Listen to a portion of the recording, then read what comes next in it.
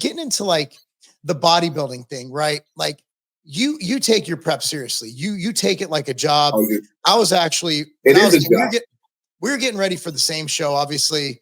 And I was watching your Instagram every day. Like, wow, like the amount of detail prepping every day. You're showing these progressions, and every day, and the layperson can't notice this, but I'm noticing more detail, like little lines coming in all over. So can you walk us through like a typical day during contest prep? Sure. Well, first off, it's not only a job, you have to breathe it. It really has to be on your mind all the time. I mean, compartmentalize it. Yeah, you can tuck it away, but back of your mind, you can't slip. You've got obligations to meet. And this, if you're serious about winning a pro show, and this trickles down to the amateur level as well, but if you're serious about winning a pro show, you have to check all the boxes. If you want no stone unturned, I gave my 100 to this prep. Check every single box. So you're very methodical with your breakfast, meal 2, meal 3. You're making sure your supplements are taken at the same time. You're getting to bed. You're hydrated. It all becomes a voluntary obligation. And in doing that in repetition, it's second nature. So you find yourself becoming a different individual than you were, however many weeks ago. And it's for me, it's a challenge every single time. But I welcome it because it teaches me a new lessons every single time. It's like leveling up. Like Dragon Ball Z, he hit Super Saiyan, I hit Super Discipline. And then I got Super Duper Discipline. And now it's to the point where, I go to a family function. There's all kinds of food on the table that I love to eat. And simplest thing is no, whereas when I first started, no wouldn't even have been a thought. It's like, how many of these calories can I get in before it's too much? You know what I'm saying? Yeah. So those are the things that has taught me. And, it's almost now a superpower, the ability to say no, the ability to walk away. And for me, I couldn't see myself becoming any other person than this. It's strengthened my resolve, and it has taught me so much about myself and also about the will and strength of other individuals. Yeah. It's hard. Like for me, as someone who's been competing since 16 years, somewhere in there, when I started. So for me, it's hard for me when people say, well, I can't not eat that. I'm like, why not? Like, I have to. I'm like, so it becomes hard for me to empathize with people. Right. Because I'm like, well, just don't do it. Yes. So it's really a weird mindset to be in. That's 100% true. So how do you, so speaking of that, like you say, like in the off season, how do you approach nutrition in the off season? I'm pretty good. Now, here's the weird thing. I was just actually having this conversation with my last client, and it's not diet anymore. You can't view it as diet. It's just who you are. If you view it as diet, that means there's a chance for another option. Eat better, be better, do better. You get better results. The word diet, forgive my language, but diet is, get that out of there. Get that out of your lexicon. If you're trying to eat better, just eat better. Like you said, right? Don't eat that. It's that simple. It's those simple words, because words do hold power. Don't do that. You know what I mean? When you were told don't do that, you knew it was bad. So if I'm telling you don't eat that cupcake, you know that cupcake is bad. Or don't eat that much. A lot of people will eat good stuff. They just eat too much of it and wonder why they're not getting anything from it. So it's finding that sweet spot in the recipe that you have to adhere to enhance whatever human performance you got. So it's legit just discipline at the end of the day.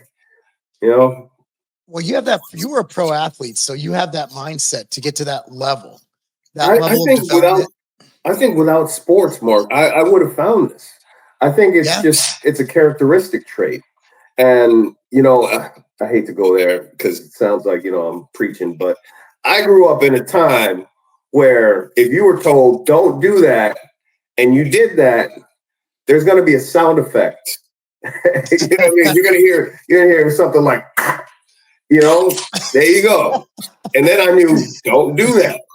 So whether we got to slap somebody or something, no, don't slap anybody, especially your clients. But that's the kind of train of thought you got to have, man. It's bad.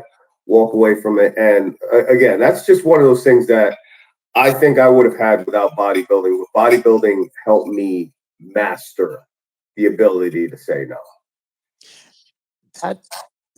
That's one way to look at it, man. It's because people always look at bodybuilding as almost a binge and purge type thing, right? Like you have the off season and you just go off the rails. Now, do you bulk in the off season? What's your typical off season like? Because you remember Lee Priest back in the early 2000s, right? Yeah. Like, dude used to eat buckets of KFC, Krispy Kremes, and he used to just get fat. What is your approach to the off season as far as weight gain from contests? Like, how close do you like to stay? You've obviously made tremendous gains over the past, let's say, 4 or 5 years. So you are putting on lean tissue. How are you approaching that? Do you do the bulk phase? Do you do more of a, I'm going to eat in a caloric surplus phase and keep it clean? So when I was an amateur, you see guys like Lee Priest, and this isn't a shot at Lee, because many others did it. But when I would see those guys in the off season and they would go food crazy, or at least that's what was shown of them, because it was so sensational. You see Juan Morel banging out 20,000 calories in a meal, or in a day. I've eaten one of those with him, by the way. Yeah, shout outs to Juan. That's my guy. We went to Five Guys together. It was amazing. I can imagine how sloppy that looked. That dude can eat. That dude, I've never seen anything like it. Ketchup everywhere.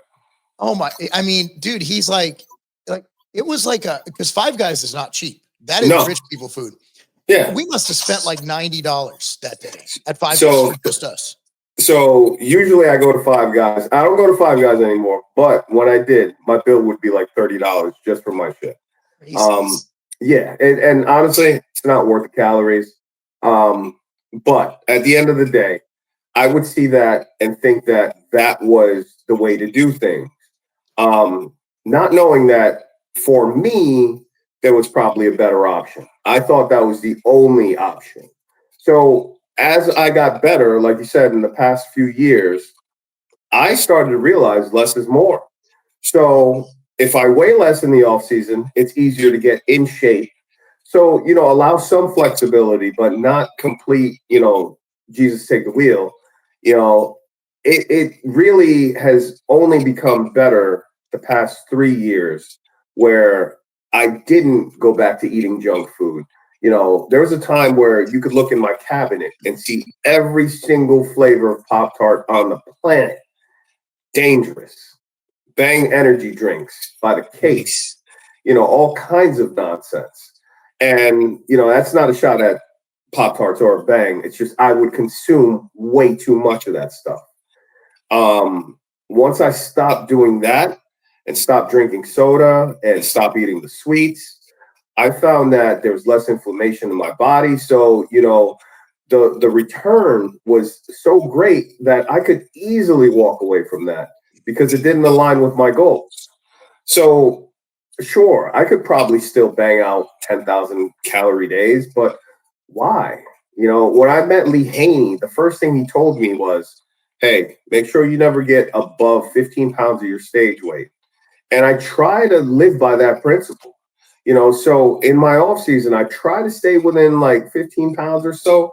And knowing that 212 is my weight cap, I'm allowed a little bit more flexibility.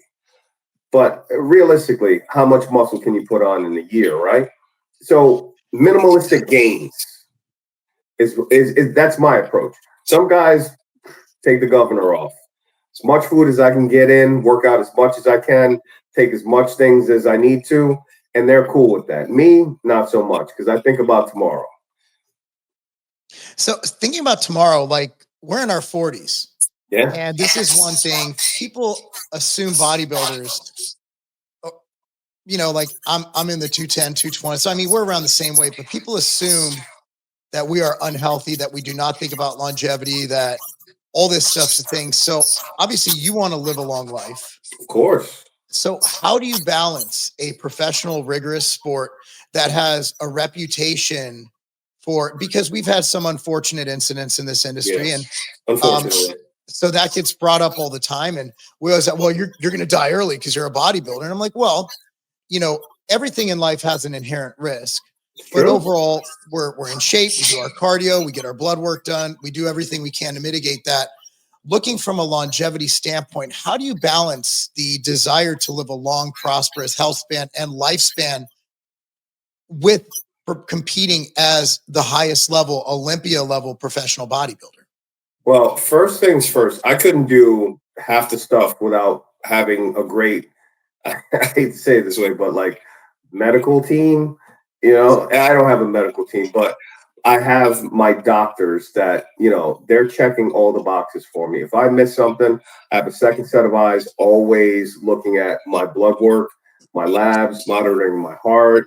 You know, I make sure that, you know, I'm doing the proper protocols when it comes to, you know, reversing the whole process. And, you know, I'm doing, you know, blood dumping if need be, flushing that, making sure I stay on top of, you know, every essential nutrient that I could put in my body. I do. I recently. I just started doing NAD plus, and that for me is a game changer, because right now I think my body thinks it's 18 years old, and I got to let them know, like, hey, listen, pump your brakes, you know. But it's little things like that, and staying on top of medicine and integrating that into my preps that has kept me healthy this whole time. You know, I'm not one of these big, you know, androgenic guys that is taking everything in the pharmacy. It's it's more of, what can my human body do with a little assistance. You know, I think people search for the shortcut too much and forget about the hard work part of it. You know, there's a lot of hard work behind the way that I look. And I would like to think that it was mostly done by me and not by supplementation. Boom!